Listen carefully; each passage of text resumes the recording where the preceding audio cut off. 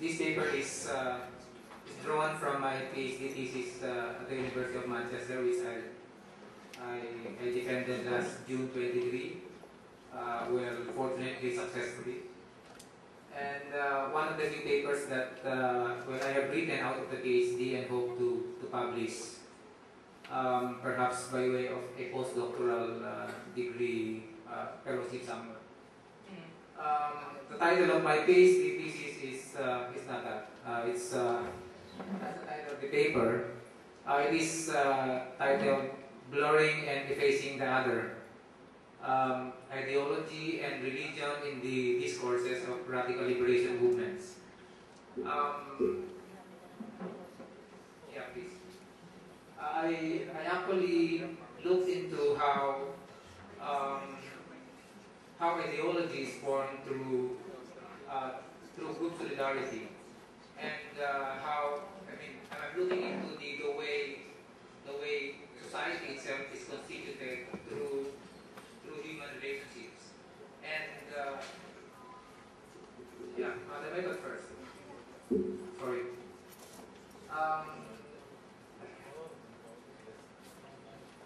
So this is a discourse analysis. Okay, this is a discourse analysis of radical liberation movements in the Philippines, particularly the Communist Party of the Philippines and the Moro separatist movement.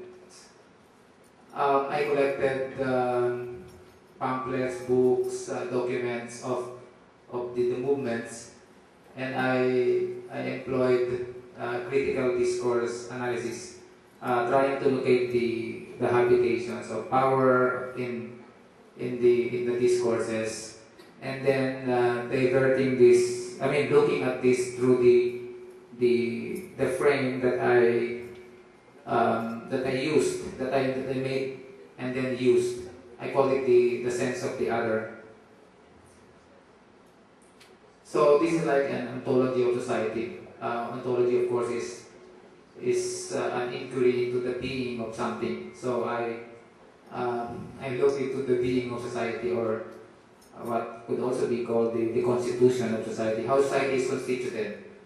One of my way of looking into the ontology of society through the discourses of the movement is the Durkheimian notion of the sacred. Durkheim is one of the founding fathers of sociology, and he came to prominence because of his notion of the sacred. Society as a sacred thing.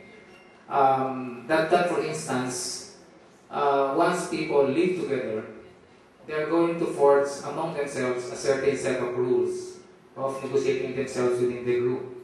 And the rules themselves, despite the fact that they are invisible, they cannot be seen, they actually take on a life of its own, transcendent of the individuals that form the group. Meaning, the groups are set apart and operate externally on individuals. Externally outside, but then work on the individuals as a set of rules. So, which means that any human group, any movement, or any form, or any group of individuals living together will have their sacred, and that is actually the society that they are having. And society is constituted through the forging of the rules that guide their interactions. And then, therefore, society being constituted through religion, ideology always emanates from that kind of solidarity, that kind of collective conscience that people necessarily have to constitute among themselves. I am taking ideology here as a kind of a radicalization of the sacred of religion. When I say the sacred of religion, it is applicable to any form of solidarity, and therefore any group which has a sacred transcending the group itself, that kind of sacred is susceptible to turning into, well, what I call in my work a sacred regime or an ideology. Meaning, ideology could be a radicalization of the sacred of religion, meaning that religion is always susceptible to turning into a sacred regime, to turning into a sort of ideology. And that therefore, because the sacred is ontologically central to any constitution of human group, to any society, then therefore ideology is permanent in human society, in the way that religion is also permanent. There cannot be any society without religion. But then, the corruption of religion as a form of a sacred that turns it into an ideology also makes ideology a permanent tendency of all human groups, and therefore also of every individual. So, the sacred, as I said, has a transcendent status. It transcends the group. Alright, such as when Durkheim would say that, society precedes the individual. I mean, there must be society first before there are individuals, even when paradoxically there could not be society without individuals. Because, the moment we interact with each other, we have to first, make a basis of the interaction. And the basis is, of course, that we must be able to understand each other. And that understanding is already a set of rules that is apart from us, but then work on us, and in fact, make themselves effective by way of our interaction. So, the sacred is also seen as constitutive of society, which I already discussed, and community in the form of solidarity. And generally, Durkheim would call this a collective conscience, or what we call a collective sense of itself, of a group of people, without which, of course, any society would not have been possible. As, of course, I am coming from the assumption that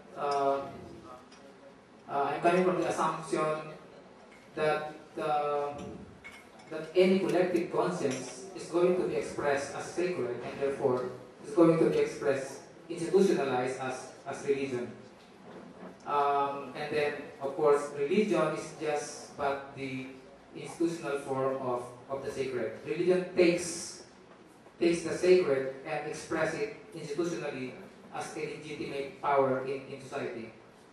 This is the reason why, religion itself, it comes from the term religare, which means to bind people together around some set of rules. Some kind of solidarity or identity, which necessarily, as religion binds people together, also divides people from without. It binds people within and divides people without, because as it is involved in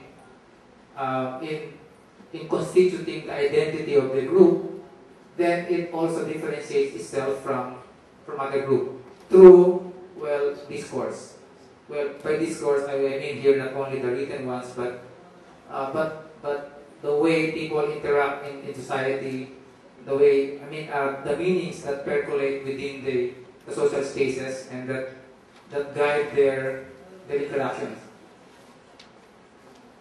So I look into the process of ideologization, which, as I said, is the radicalization of the sacred of religion, and I call a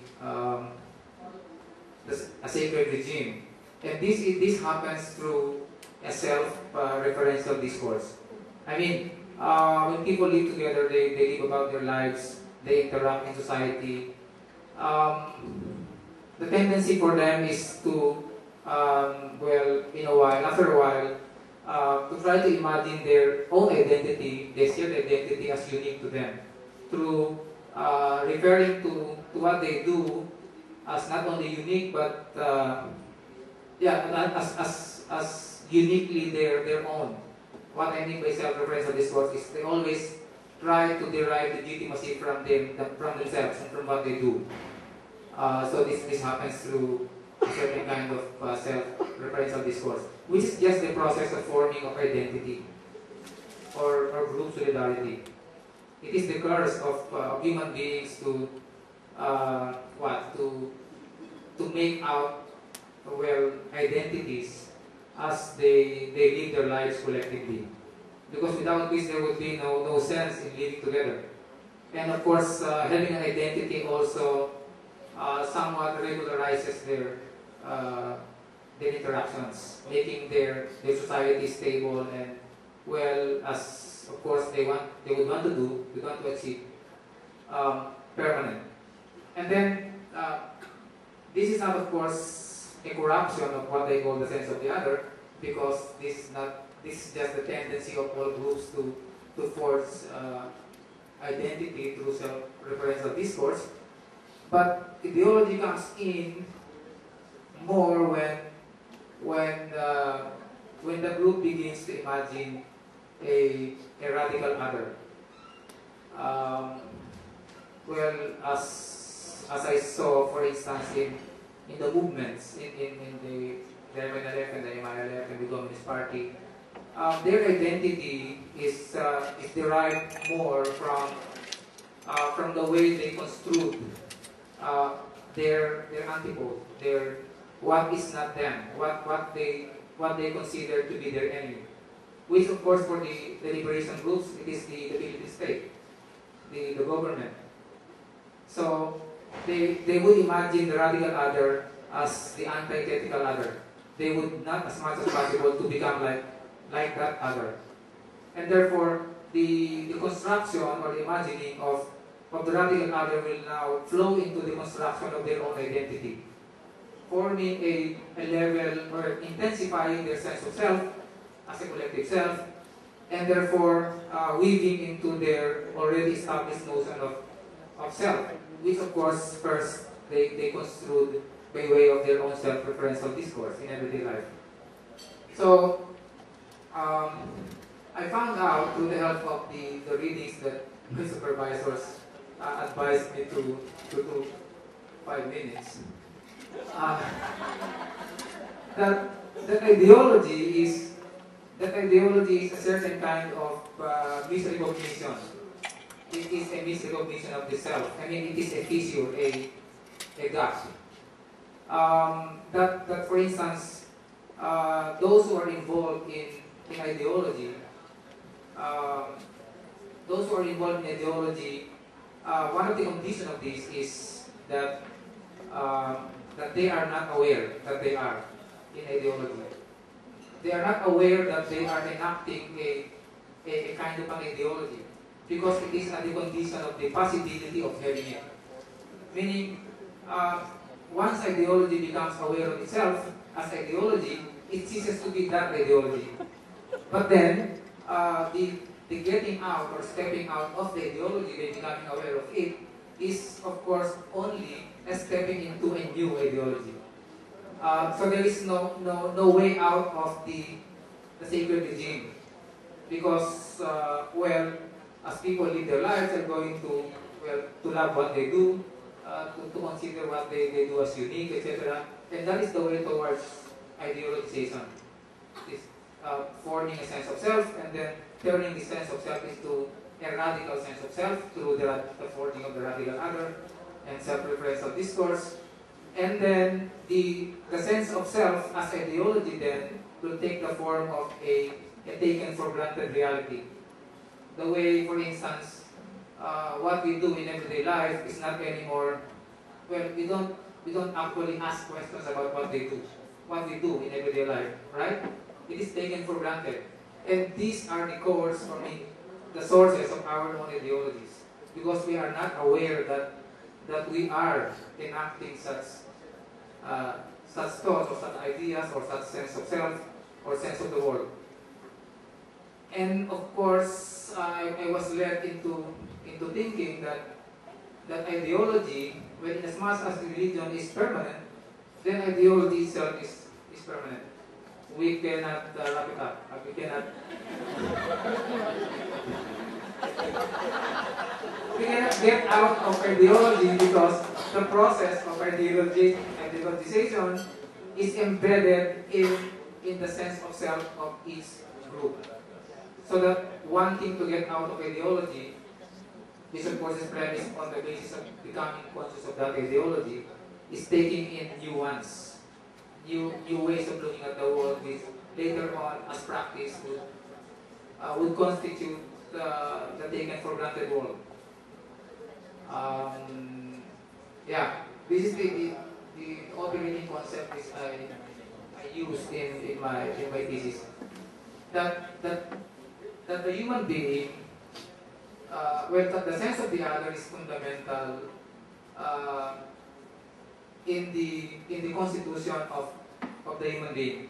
That the human being could not have become human, I mean, without having first a sense of what it is not, a sense of the other. But then, yeah, because primarily in sociology, I don't want to lecture you on the sense of the other. In sociology, the human being is a social being. There was nothing in the self at birth. There was no sense of self. And the first sense of the self will occur only when we get to interact with something that is not us, that is not the self.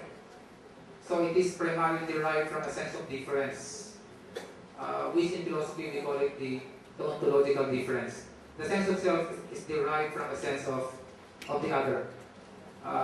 The moment you imagine you have a body, it was given rise by the imagination that there is something other than the body first. So it is a times up. But then the sense of the other, the sense of the other